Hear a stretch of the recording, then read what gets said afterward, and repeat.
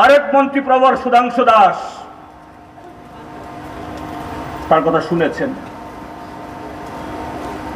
সেখানে হঠাৎ করে এক রাত্রিতে 2000-এর উপরে চা গাছ উপড়ে ফেলে দিয়েছে, ড্রজার দিয়ে ধ্বংস করে দেওয়া হয়েছে। তার যে কি অবস্থা হলে পরে ড্রজার কি চুপে চাপি চলে?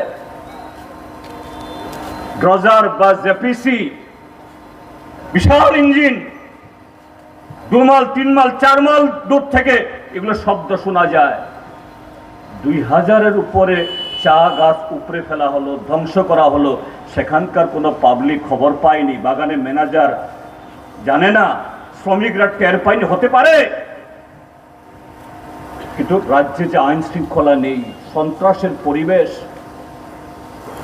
থানাতে ফোন করলে পরে ফোন তুলে না, বা থানার যদি কোনো সৎ অভিযোগ থাকে তিনিও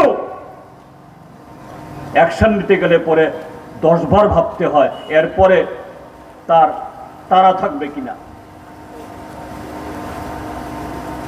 পত্রপত্রকে খবর হলো কে বা কারা, পরদিন পত্রিকাতে ছবি উঠল, এই কে বা কারা। উদ্যত্ত কোন জায়গাতে, অহংকার কোন জায়গায়? এই রাজ্যের মানুষকে, আইন শৃঙ্খলাকে কি ধরনের তুচ্ছাতি তুচ্ছ তারা মনে করে। সেই মন্ত্রী প্রবর চিঠি লিখছেন ম্যানেজারকে, ম্যানেজার মহোদয়, আমার এই কাজ করার জন্য বাগানের এই জায়গা দরকার।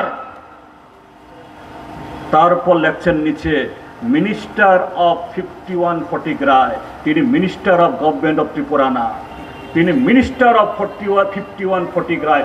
অর্থাৎ আমি এই 5140 রায়ের এখানকার যমরাজাও আমি, এখানকার সম্রাটও আমি, মহারাজাও আমি, সব।